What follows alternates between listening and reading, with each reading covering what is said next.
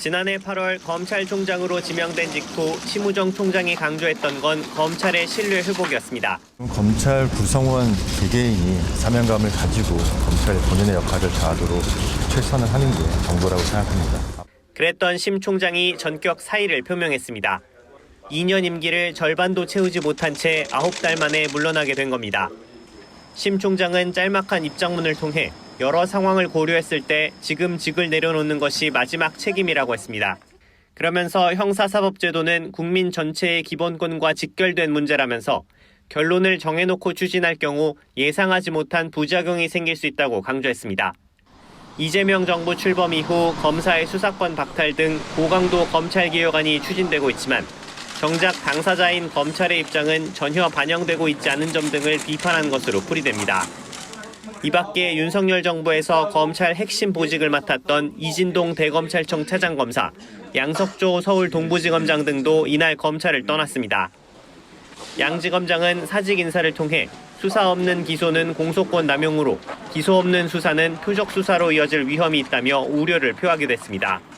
KBS 뉴스 김태훈입니다. 정성호 법무부 장관 후보자와 이진수 차관, 봉욱 민정수석 인선이 있고 나서 검찰 후속 인사는 정광석화처럼 이뤄졌습니다. 가장 눈에 띄는 인물은 임은정 대전지검 중요경제범죄조사단 부장검사입니다.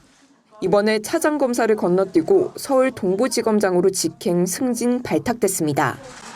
임 부장검사는 전현직 검찰 간부들을 직무유기로 경찰에 고발하고 검찰 인사나 정책에 비판의 목소리를 내온 대표적인 검찰 개혁론자로 꼽혀왔습니다. 이재명 정부 출범과 함께 국정기획위 전문위원으로 활동하며 정치검찰의 폭주가 재발하지 않도록 하겠다는 글을 남기기도 했습니다. 4년 전엔 한명숙 전 총리 수사팀의 거짓 증언 강요 의혹을 감찰하면서 윤석열 당시 검찰총장과 강하게 대립했습니다. 9건이니까요.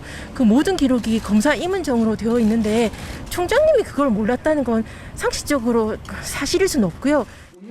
경제범죄에 특화된 여의도 저승사자 서울 남부지검의 수장으로는 김태훈 서울고검검사가 보임됐습니다. 김 검사는 서울중앙지검 4차장 재임 당시 김건희 여사의 도이치모터스 주가 조작 의혹을 수사하다 윤석열 정부 이후 부산고검 검사로 자천됐습니다. 국내 최대 규모 검찰청의 수장 서울중앙지검장에는 정진우 서울북부지검장이, 검찰 2인자인 대검 차장검사는 노만석 대검 마약조직범죄부장이 전보됐습니다. KBS 뉴스 공민경입니다. 법무장관 내정 직후 법치주의 복원과 권력기관 정상화에 최선을 다하겠다고 했던 정성호 후보자. 인사청문 준비를 위한 첫 출근길부터 검찰개혁의 당위성을 내세웠습니다. 검찰 권한 재배분에 국민이 공감하고 있다는 겁니다.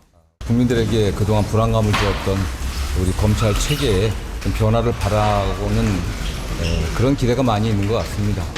이에 따라 새 정부 검찰개혁은 수사와 기소 분리에 초점이 맞춰질 전망입니다. 정 후보자는 다만 국민 눈높이와 여야 합의 등 신중한 접근을 강조했습니다. 검찰 조직의 해체라든가 이런 표현은 적절하지 않은 것 같고요.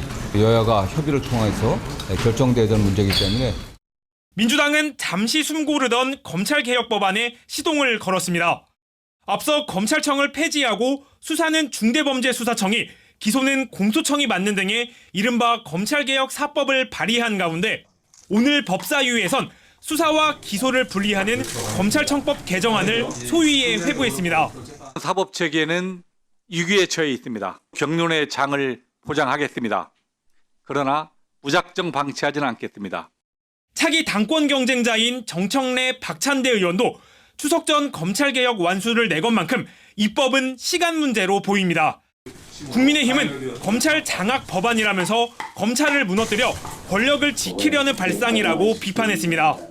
한편 국정기획위원회는 내일로 예정됐던 검찰 보고를 심우정 총장 사의 표명 등 내부 상황을 고려해 다시 한번 연기했습니다.